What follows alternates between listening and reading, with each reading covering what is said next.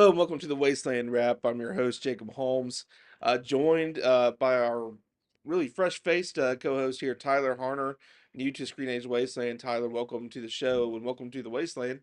Um, the Wasteland Wrap is our weekly podcast where we talk about the last weekend movie news, which could be casting news, new film productions, and trailers. This week it happens to be pretty much trailers. That's kind of what dropped this week, and so I got a lot of trailers to talk about. Um, Tyler, how has your week been, brother? It's going pretty good. Thanks so much for having me on. I've been looking forward to this for a while, and yeah, got some pretty interesting trailers that came out this week. So it's been a good week. Yeah, and the first trailer that we're going to talk about today is the Supergirl trailer, kind of the biggest movie, I guess, coming out. Although we have some favorites, I think, coming down the line. But let me get this back to start. Yeah. So the Supergirl trailer came out and it gave us a little bit more of a look at the story. The first teaser was kind of just a vibes kind of deal. This new trailer came out, and first of all, it gives us a shot of David Cornsweet here making a cameo on the little retro looking TV. He had not appeared in the first trailer, so people weren't sure what his role will be. It still may be very small. Tyler, I've heard that maybe they've reshot and added him in it a little bit more Hmm. to try and beef up the movie. But obviously, they're giving us a tease of that here.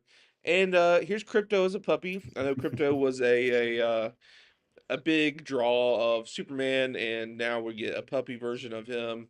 And most importantly, though, here's a shot of Millie Alcock as Supergirl and Crypto. And what this trailer really did, Tyler, was reveal a specific plot point that Crypto is going to be, I guess, poisoned in Yeah, poisoned this. or incapacitated in some way. It looks like.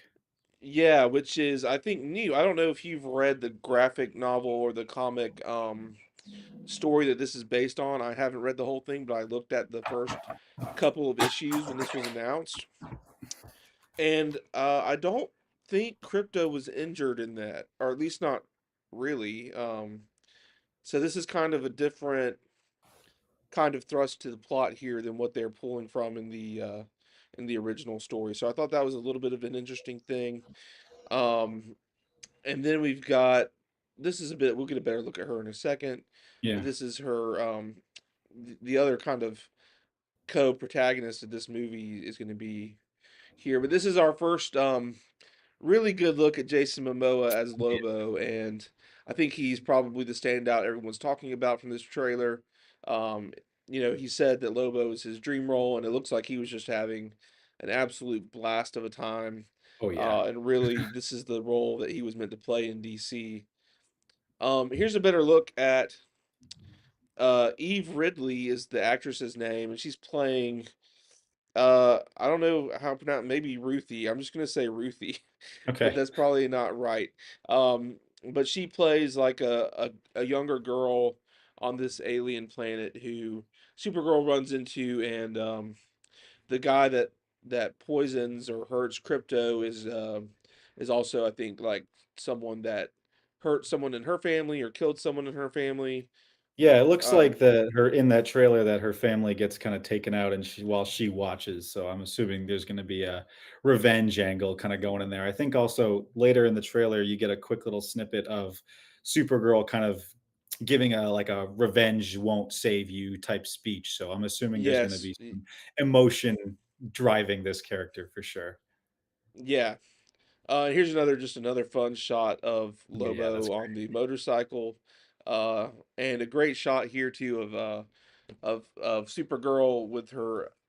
She's getting her heat vision or laser vision is welling up in her eyes, but it's kind of an angry, tearful look. So I thought that was a cool shot. Yeah. Yeah, I the first trailer I didn't think it looked bad, but I didn't think it really moved the needle as much. I think this trailer was much more effective in getting me personally excited for this film. What did you think, Tyler? Yeah, I agree. The first trailer, I like the visuals. I really didn't get a semblance of what the story was going to be. I knew it seemed like they were trying to take it off Earth. I think after Superman takes place so much and revolves around the people of Earth dealing with Superman, I think it makes sense to move this into a more galactic place to kind of find Supergirl's place in the cosmos, and then eventually, I'm assuming they're going to bring her back. But it's a fun trailer. It's got some good moments in it. It's weird because it seems like she's going to wear this coat for most of the movie, and then I think in the final action scene, she's gonna take it off and finally have the suit on again. But the effects and the locations look really cool. I know James Gunn was definitely always pushes for that. I know he's not directing. It's Craig Gillespie on this one, but the everything looks really cool. I love the look of her like laser vision. I didn't think we got enough of that in Superman, so it's going to be cool to see that. And of course, Jason Momoa as Lobo. I mean, I don't know how that's not going to work. It does seem like the role that he was born for. He's been obviously pushing Gunn to let him do that, and I think that he's gonna just have a blast with it. And it looks even like he's gonna fight alongside Supergirl and kind of near the trailer. It seems like they're fighting the same enemies. I'm not 100% sure, but I originally thought he was going to be an opponent to them, but maybe they're going to be on the same side this time. That could be cool. I could see it being kind of a mixed bag where they originally don't.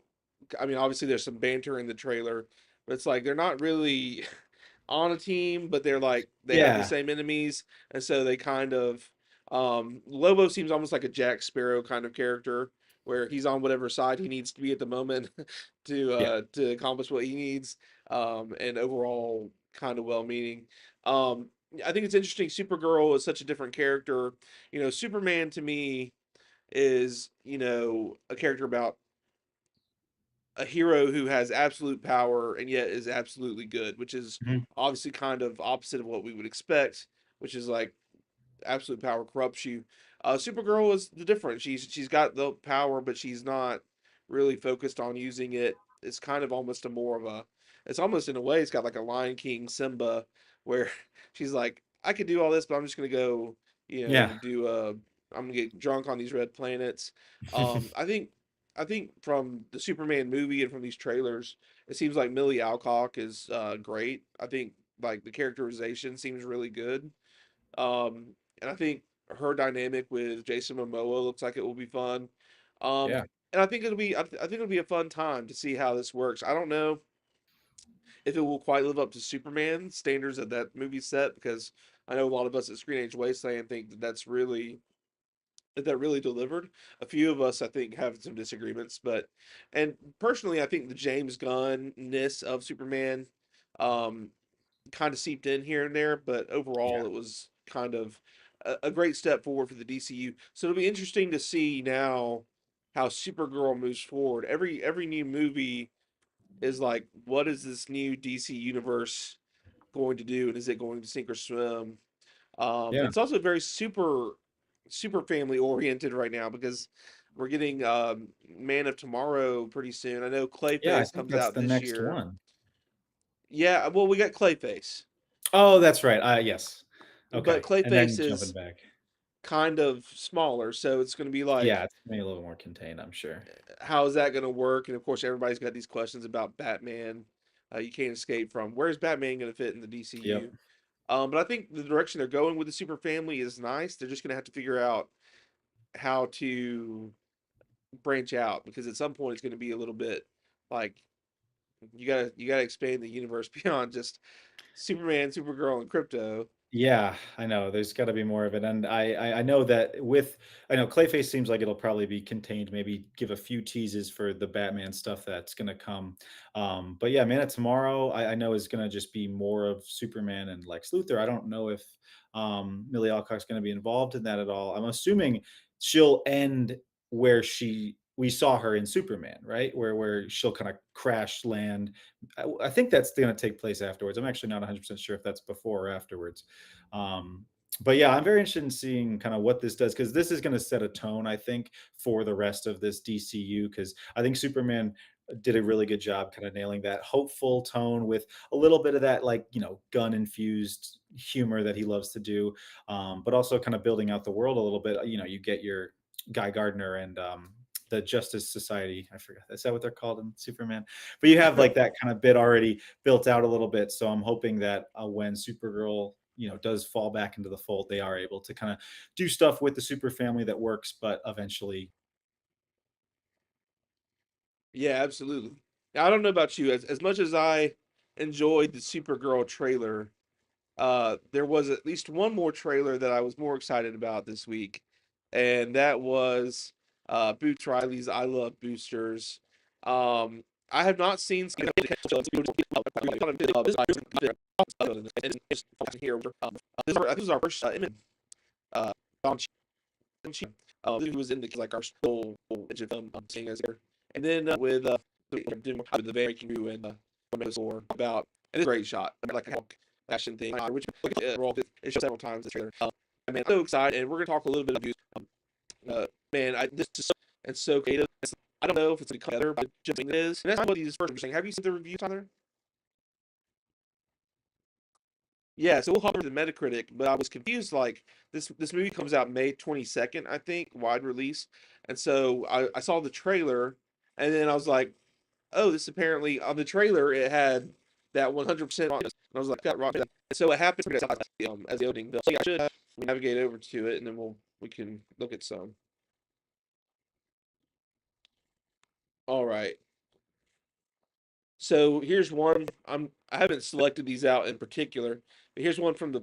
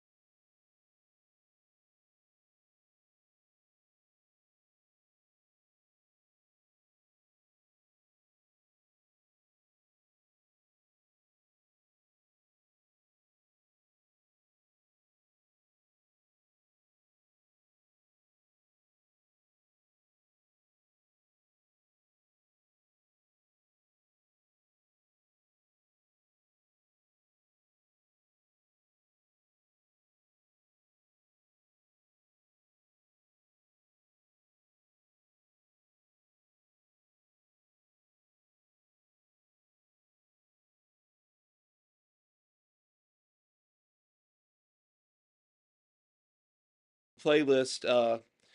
Buffeted by both an incredible cast and crew, I Love Boosters is an unexpected celebration of friendship, community, and solidarity. Okay. All Here's an right. 80 review from Screen Daily, Robert Daniels. Though its many narrative twists and amusing turns might wear down less adventurous viewers, which is not me, this film will be embraced by those who enjoyed the director's dystopian critique, Sorry to Bother You, and his equally scathing series, I'm a Virgo. I haven't seen the series either, so Yeah, I haven't um, seen the series. yeah, so that's, I mean, he definitely looks like an auteur to watch. Yeah. This comes from the Wrap, not the Wasteland Wrap, but the magazine, the Wrap.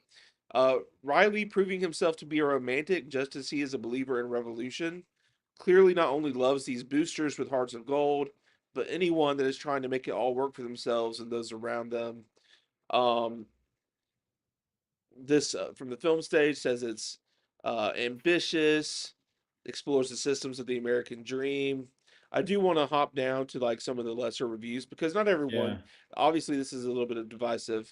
This is a pretty low review here from the Observer at 38 that says, "Gosh, is it ever a letdown to have a filmmaker all but pop up on screen to remind us what his movie is not so secretly about, before failing to live up to not only his political objectives but some of the most basic visual tenets of narrative filmmaking."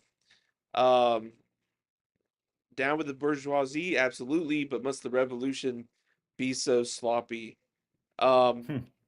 so as you are when you have a big creative swing, it doesn't work for everybody. Um, but it seems like it works for more people than it doesn't. So Yeah. I knew some really big fans, myself included, of Sorry to Bother You. It's I won't spoil it because you haven't seen it, but about halfway through the movie, there is a flip that changes kind of everything that came before, and it still kind of carries its commentary through while kind of adding in this other very strange, otherworldly element to it. And I'm wondering if I Love Boosters is going to kind of do that. It seems like there's some twists and turns, but it does seem like it's kind of focused around this central group, and apparently they seem to be good friends, and it's going to explore that well. And I love Kiki Palmer so much, ever since all the way back to like True Jackson VP. It was a fun show, but she was just in last year's One of Them Days, which I thought was so funny. She really carries that movie on her back. And Naomi Aki is a talent I'm really looking forward to seeing more of. I didn't love the movie she did with Channing Tatum. I'm forgetting the name of that right now, but blink twice. that's Was right. I it? wasn't a fan of that one as much. She's good in it, but both Mickey 17 and Sorry Baby last year, I really liked what she was doing. So her with Kiki Palmer, and then you throw in Will Poulter and these wacky glasses, and Lakeith Stanfield with this amazing head of hair. I'm sold. I As the first trailer popped up a couple weeks back for me when I was in the theater, and I was immediately sold. Yeah, and then also rounding out like the booster crew, you have uh Taylor Page in there, who hasn't been in a lot of stuff, I don't think. It looks like she was in Welcome to Derry, so that, I mean, a lot of people have watched that. I haven't seen it. Yeah, she was But also in Zola a couple of years back, which was a Zola, really that's good rated hit that she was great in. that's what I've seen her in, and she was Yeah, great in that, and she looks great already in the trailer. It's yeah, been in both trailers, the whole philanthropy, fashion, whatever song thing. And she's like the three F's, and she says, yeah. "I know how it's spelled, but the brand." I mean, like that line delivery is so good. It's just had to be in the trailer both times. I love it. Um, and then I mean that's only, we also have Poppy Liu, Isaac Gonzalez, and they all seem to That's right. play pretty decent roles in this movie. It's not like I'm going out and picking up people who are. I mean, this is an ensemble kind of Yeah. deal. But yet to me, so some people have hopped off the Everything Everywhere All at Once train. I'm still very much Yes. on board. I never I never really I'm got with you. off. I still think it's a masterpiece, and this gives me that kind of excitement of just um, going full throttle, like ignoring. I'm not. They're not here to deliver a boring movie. We're going to go full No. maximalism, full color. Uh, we got very campy performances going on already in the trailer. We're just going to throw it at you and see what sticks. I'm so excited for this to come out in theaters. Um, man, any further thoughts on I Love Boosters? No, I'm excited for it as well. I think it's gonna be a great time. I am wondering how it's gonna be received, whether it's gonna kind of hit this, continue with like kind of this feminist streak of movies that we've seen recently, like Forbidden Fruits just came out, and I was wondering if it was gonna kind of continue along that vibe, or kind of whether it's gonna delve deeper into some commentary regarding like the fashion industry and kind of like just modern consumerism. It seems like it's going to deal with. So yeah, I'm looking forward to both that sort of everything everywhere craziness with what Boots Riley is going to be able to do with the social commentary behind it. I'm really excited. Yeah, he clearly stands out to me as one of the most exciting filmmakers to watch. As just as a person who has a vision and will follow it. He reminds me of the Daniels and Yeah, also of a filmmaker that I don't necessarily connect with, but I really respect, Jane Schoenbrunn, sure. um, who just has an aesthetic and a style that is outside of that normalcy and then just willing to shoot for it every time. Yeah, and Um, it's something that you see even within their first few features. I mean, Jane Schoenbrunn especially, but within "Sorry to Bother You," which I think was Boots' first feature, but even then, there's just something going on totally different than so many other mainstream movies these days that is very enticing. yeah, absolutely. We got one more trailer to talk about. Um, and that is a trailer for a little movie called Backrooms, Yeah. from A24, which, if you're not aware, is based on, well, it's hard to say. It's based on particularly Kane Parsons, who is the director, the young director. Was he 17 when he started He's directing like this he's movie? 20 now, I'm pretty sure, but he was like Yeah. 17 and 16 when he made the original Backrooms videos. Right. And so he is like he's made this whole lore around the back rooms. He did not create the concept of the back Yeah. rooms, which is a whole internet just phenomenon that I've called here, somewhere on here, a creepy pasta. Which, if you Yeah, don't know what pretty a much. creepy pasta is, that's a term that originates from copy pasta, which is a story that's copied and pasted in various places around the internet, and it's obviously creepy. So we got our first look. We got our first look at the back rooms a month ago, I think. But this is really much more like significant. So, I did clip this one first part out just because, I enjoyed the way that they incorporated A24 into Yeah, this I love that. showroom. Um, and then we have a shot of Chiwetel Ejiofor, who's going to be our lead. He discovers this liminal space, the back rooms in that showroom, and it looks like a big pile of assorted furniture. And then this great little creepy shot of him going around the corner. There's a figure in the distance there speaking, a foreign language or unknown language.